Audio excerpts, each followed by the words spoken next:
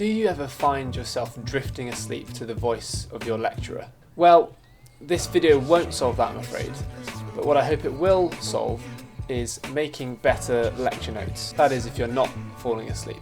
So I have 3 quick points which I've written down here, and I'm just going to take you through them really quickly. And I think that the top tip here, which is the third one about exams, is really, really helpful, so do stick around for that one if you can. So the first one is quick and simple, which is use a cloud-based system for your notes. This just allows you to have your notes accessible on multiple devices. I use OneNote personally. You don't have to use that, but I found that really helpful because it's free with the university, and it just allows me to access all my notes from my desktop on a PC. It allows me to access it on my laptop, which is a Mac.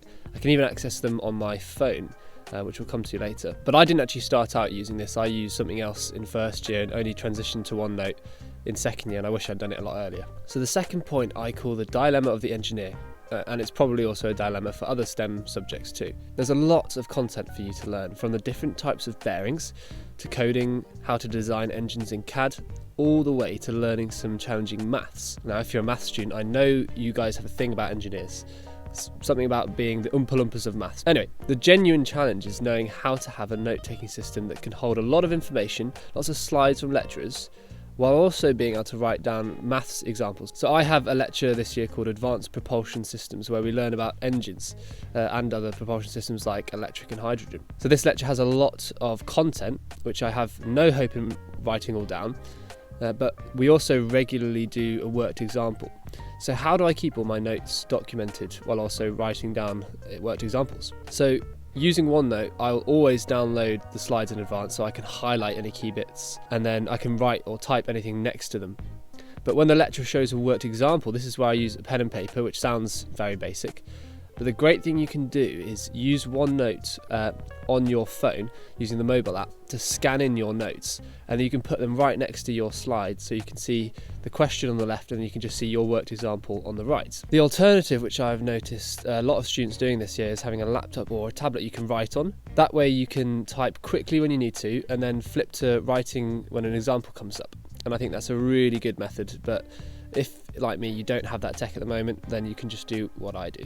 And finally, the third tip, which I think is the most interesting and the best one, is something that I've not really seen before. Okay, so you might be able to notice that I have got an interesting looking moustache right now. And for those that don't know, November is normally a month, especially in the UK, I don't know if they do it anywhere else, where we do Movember, which is basically a month where we talk about men's health a lot more. I'm particularly focusing on men's mental health, and I'm growing a ridiculous looking moustache to raise money. I've actually already hit my goal, but I'm always looking for more people to give to this cause because I think it's really important.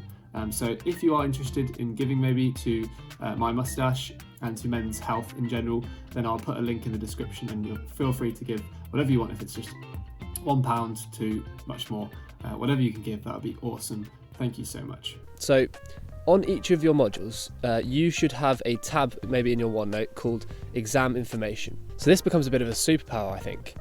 You may or may not know that your lecturer has almost always already written your exam paper for that module before they start teaching you. So they will sometimes give out subtle and sometimes super obvious tips about the exam. Whenever they do this, copy the slide they were talking about and chuck it into the exam tab, and make sure you write down what they say. A subtle example was one of my lecturers for Advanced Propulsion System. They said there is always a question about this topic in the exam, for example. So I just noted that down. And on the rare occasion, they will give you a blindingly obvious clue. For example, in another lecture, he scrolled to a section in the notes and just said, cross this bit out, as it's not in the exam. So can you see how this tab can be very, very helpful? When you come to exam season, you'll be able to look at it and see this bank of golden information, and it could save you a lot of time. So I really hope you found that helpful. If you did, you might like to check out all my other videos I made about making notes, but not lecture notes, actually meeting minutes or meeting notes, which can be really useful to learn at university and is particularly helpful if you're going into a placement year this year. So thank you for watching, and as always, I will see you in the next video.